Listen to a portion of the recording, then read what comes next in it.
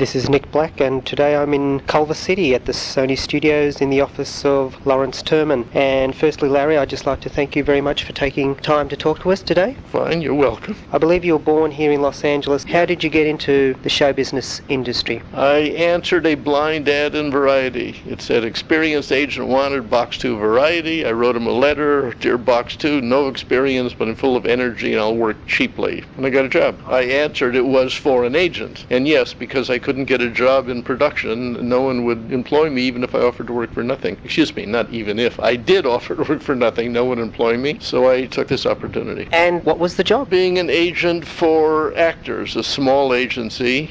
Although after a while I began representing writers and producers and directors. I believe you went to UCLA, so what did you study there? Did you have film in mind when you were there? No, I studied general liberal arts. What I had in mind was an education and to have fun. After graduation I went in my father's textile business, which was sort of a nondescript middle-class fabric business, and I found I didn't like it, and I was always interested in theater, film, drama, so I tried to get out, and happily I finally did. Being a talent agent, what was the step to being a producer? I assume it was a large step. Well, oddly enough, I mean, it would sound self-serving to say, yes, it was a large step. I'm not sure it was a large step because it is within the same field, and while it's more satisfying, maybe for me, for most maybe, and maybe even is considered a step up. It may not be financially, but it's like many fields. Once you're inside, you can maneuver from within. I believe the woman running Columbia Pictures today,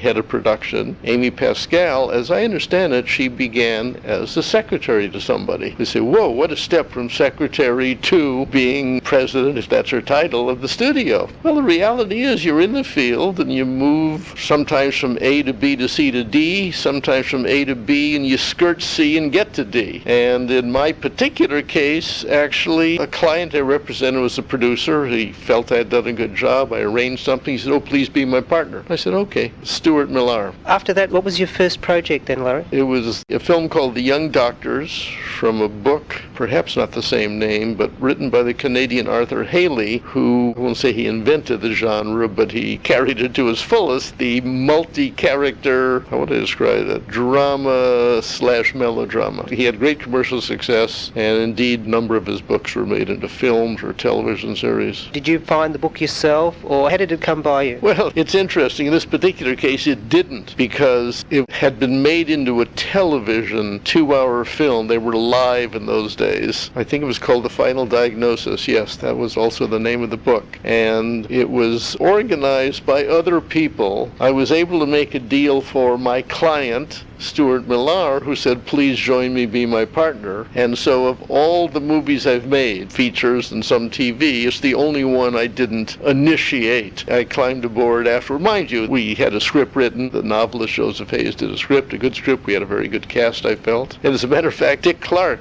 in his first movie, and I think people have heard of him since. It did have a fantastic cast: Frederick March, Ben Gazzara, Ina Berlin, and George Siegel's first movie, so a lot of good young talent. Did you assemble that cast more by luck or design? Were they at the right place at the right time? Well, you assemble a cast always by design, and hopefully one is prescient enough or lucky enough or whatever, astute enough to have the cast be the right cast. Casting is critical. I think it's your second project, I Could Go On Singing, with Judy Garland. Now, this was her last film. She was having difficulties around that time. How was she? Well, so whoever hears this cannot see the gray hair in my head, but I earned it all working with Judy Garland. She had an enormous talent, but a great complex fragility, and yet with a strength, I guess. So a lot of turmoil around her, and it was a very complicated, rough picture. I could regale you with stories and cite chapter and verse, but it was really, and those who liked the picture would say, oh, it was really worth it, huh?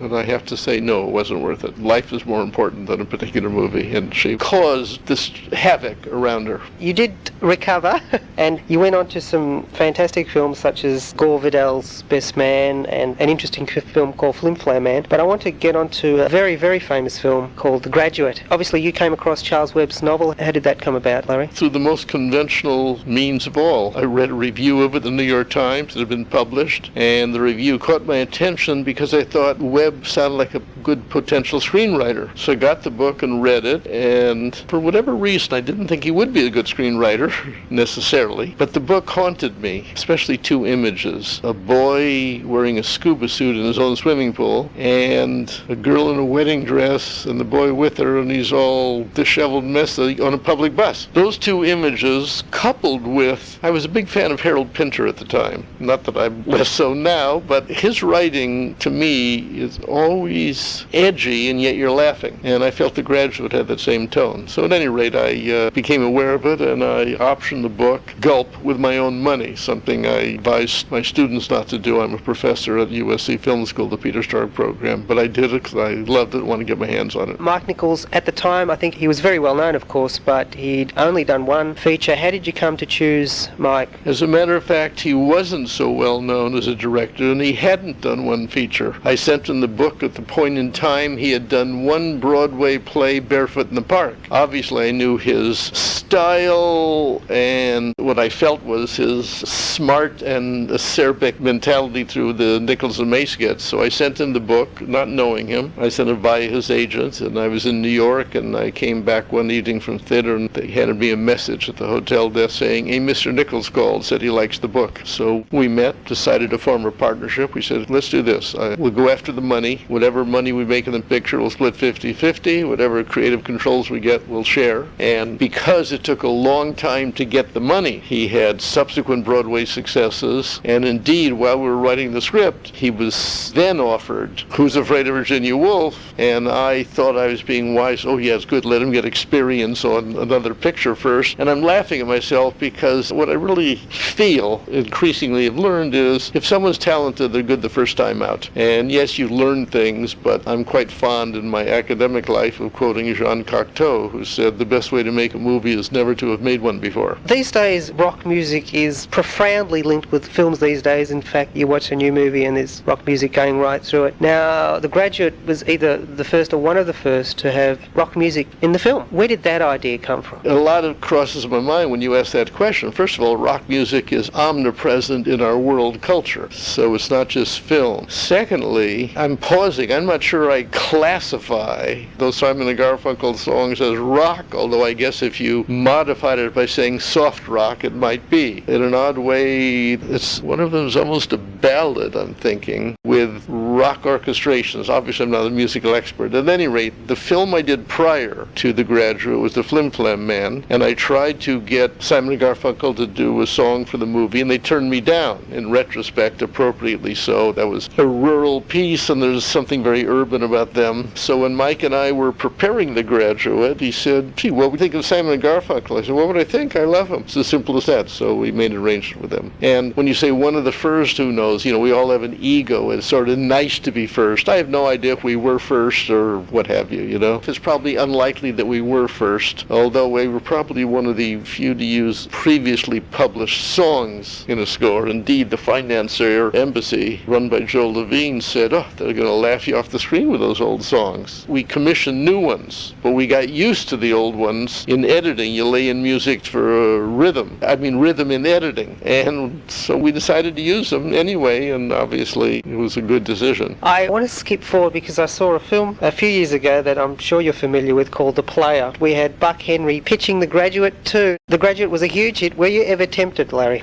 Tempted about what? To do The Graduate too. No, I don't really think so. I don't think any of us were. The author of the book, Charles Webb, said he had an idea for a sequel, and every, 5 or 8 years I'd get a terse letter saying, "What about it?" We haven't really pursued it. No one was too interested. Your next film, which was probably before its time, Pretty Poison. How did you find the material, and where did Noel Black come from? Whenever a picture's a failure commercially, it was before its time. Not whenever, but quite often. I think the picture was really a little too dark and kinky to attract an audience. Oddly enough, I will roll on myself, as the English say. It was slightly, I won't say it's before its time, but its subject, which for me was about pollution, literal pollution and pollution of the spirit, I think think is more appropriate later on than at the time. First, it was a published novel called She Let Him Continue, and I just loved the book, and I read it at the very same time I had seen a 20-minute short film called Skater Dater. So I just made a sort of a instinctive, intuitive marriage between the Skater Dater team, director Noel Black, who you mentioned, and his producing partner Marshall Backler, to do this project with me. I served as executive producer, not producer, although I totally functioned in the same way I do in most films. Obviously it was difficult material, but were you perhaps disappointed that, or did you think, well, it's not a success, I've sort of half expected that perhaps? Well, first of all, I'm very proud of the film. Second of all, as I tell my students, I quote Joseph Campbell, follow your bliss. So I follow my heart and do projects I really care about. And while we all like commercial success, that's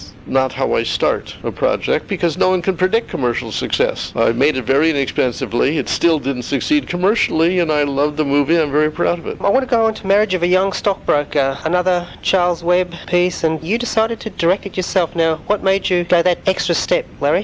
So many times you make decisions in life that are not conscious. They're just organic. I don't know if you're married or not, but if you are, I doubt it. You sat down and said, well, I want to marry this woman because she's A, B, C, and D. Something inside coalesces, you want to marry that woman. Well, I just felt I wanted to direct. It has to do probably, I'm laughing at myself, probably has to do with a little bit of control, because a producer gives up control once a film starts. You have some influence, but not control. I think I wanted the experience. And again, I felt psychologically in tune with that central character. So much so that I think as a director, if I had a shortcoming, I neglected to make it clear enough for the audience all the stuff that I felt in myself connected to that character. And again, sort of funny use of the word, but sort of kinky, weird, off-center. And usually commercial success comes from having an identifiable something with a mainstream audience, not a guy who's married and loves to look at other women. Many guys like to do that, but I'm putting it front and center. And I think as a director, I think I could have used myself better as a producer, meaning I should have had someone else saying, wait a minute, are you sure this is the right subject? You want to do it this way? Because a good producer should serve as an editor to everyone else involved, an editor to the writer, an editor to the director in decision making. I didn't have that, so I'm proud of the picture. I look at the picture and I say, oh yeah, I like it, but I could have given a little more energy to it. I think it was one touch phlegmatic in my direction and rhythm. I mean, David Lean, one of the great directors, was once asked, what's the most important thing for a director to know? And he said, how fast the actor should speak. And I don't think I was quite good at that. I still like the picture, like the story. I think I cast people who I like, but I think they were too much alike and fed into my own rhythm or lack thereof. It was a wonderful experience. I had a great time doing it, and I'm glad I did it. I thought the two couples were very well cast, and I've never seen Adam West better, except maybe his Batman role, but I thought that was very clever casting. I liked that. Almost a perversity in my nature, but I saw that. I thought he was really good at playing the opposite, and also Elizabeth Ashley. I was delighted with the casting of her. Indeed, at a certain point in the movie, she said, whoa, I didn't know I had those colors in me that you saw. In talking about Dick Benjamin and Joanna Shimkus, they were both excellent, but they had a similar color or rhythm that was perhaps right for the characters, but that coupled with my direction, which I think could have been a little more energetic, that and or maybe the camera. I tried to be self-effacing, and I think they supplemented each other rather than complemented each other, and as director, that was my fault in the casting, not seeing it ahead. I think they're both excellent in the movie, but sometimes you want one and one to make three, not just two. And in an odd way, although they were supporting, I think Elizabeth Ashley and Adam West did that. They added something to that. As I say, I think Dick is a smart, wonderful, terrific actor, and Joanna Shimkus is a terrific woman, and she was really good. But it has to do with matching. It's a dopey analogy, but if you're a woman, certain jackets go with certain slacks or skirts, and certain ones don't. And it's not just the individual ones, but it's the pairing of them. And as I say, I'm surprised at being so candid and naked here, because I'm not being derogatory towards any of these people, because they're wonderful, but I'm sort of sharing with you my after-the-fact reflections and perceptions about that. And whatever happened to Tiffany Bowling, Larry? I don't know what happened to Tiffany Bowling, but she made a splash because that's really a showy part. In an odd way, I never said this before, I never thought of it before, it's related to Pretty Poison, and they were were made about the same time period, because the Tiffany Boulding character is totally alienated. I mean, I don't know if it shows on screen, but it seems to me, and that's what was going on in Pretty Poison. Both the boy and the girl were totally alienated. So I don't know whatever happened to her. I mean, she seemed good. I cast her for whatever I felt, and it's really a showy role. They made me, it was even better, they made me, in those days, cut out, that was just sort of a cold sexual encounter, and I thought I nailed it pretty well as a director, and the rating board said, oh, you'll get an X rating if you, and they made me, whenever you do, you always think, oh, they've really heard it. It probably didn't make that much difference, but it really bothered me because I thought I had nailed it pretty well. It was regularly shown on Australian TV. I saw it a few times and enjoyed it a lot. You produced a lot of films during the 70s, and you also had another go at directing with Second Thoughts. So was it easier the second time? No, nothing's easier. I mean, even producing a movie now is not easier than it was. It's all the same, meaning it's all the same hard. How do you find the right story and put the right team together, the right actors, and do it? It's like a million small decisions that add up, although the main big decision is what story you're telling and who's in it and who's going to direct it. I enjoyed directing the second time again, but here again, in retrospect, I chose to do a comedy about abortion. Well, I either should have done a comedy or I should have done a story about abortion in retrospect, and although I'm strongly pro-choice, I wanted to be so even-handed, I'm not sure I conveyed a pro-choice message. I just want to quickly mention some of your credits during the 70s. There's Drowning Pool and Heroes and Walk Proud, and a very interesting movie. I don't think it was successful commercially, but Caveman. Caveman, as a matter of fact, was my original idea. Growing out of the most innocuous thing. I was watching Johnny Carson or something, and I saw Buddy Hackett on, and I said, God, if I saw him in a loincloth, he'd make me laugh. From thence came Caveman, and it was not unsuccessful, as a matter of fact. We made it modestly. Not that it was a roaring success, but it was fine. I'm proud. It was very unusual. Also, I'm this kind of a guy. It had a message that I like and I'm proud of. I don't know if you've seen the film, but this film basically is better to be smart than pretty, and better to be kind than powerful. The Thing, which is a very scary movie, Running Scared, was a huge hit, and you've also been very active, did The River Wild, and The Getaway, which was directed by an Australian, Roger Donaldson. So how was the Australian temperament different to the American temperament? I come from a place, I think, all humankind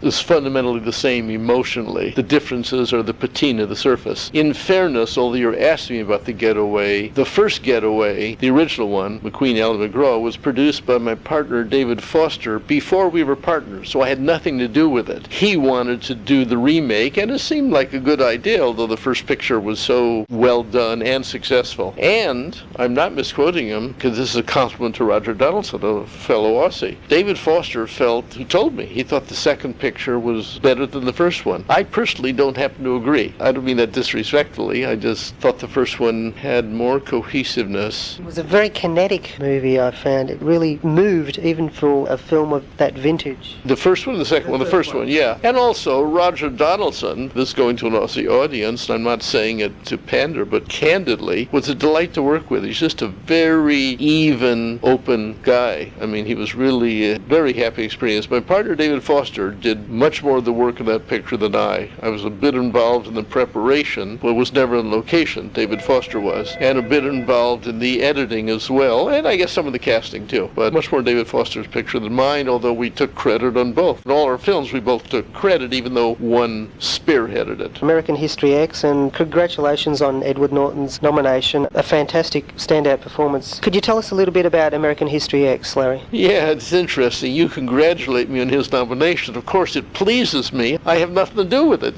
He's just a fabulous actor. He chased us for the part. Oddly enough, Tony Kaye didn't want him. I don't know what Tony Kaye told you. He just didn't want him. He wanted someone who he felt was more authentically street or something. And I remember and among others, we sat on Tony Kaye's neck and said, you got to take him. And I must say, halfway through the picture, Tony sidled up to me in the set and said, it's the best piece of luck that ever happened to me. He probably sings a different tune now because he's sort of a malcontent. How it happened, my current partner, John Morrissey, found the script. It was written as a spec script, David McKenna. John Morrissey found it and made the original arrangements to get it financed. I saw the film and it's a very tough, powerful film. It reminds me a bit of a film called Romper Stomper, an Australian film about skinheads. I just want to ask you, Larry, what are you up to at the moment currently? I'm up to putting one foot in front of the other, finding stories I like and trying to get them made into films. I'm working on with director Wayne Wang on a project, my partner and I, a seemingly greenlit picture from United Artists that we're trying to cast now. All I can say is keep up the good work, and thank you very much, Larry Turman, and all the best to you. Thank you. I enjoyed this. It's interesting for me to learn what I think about certain things.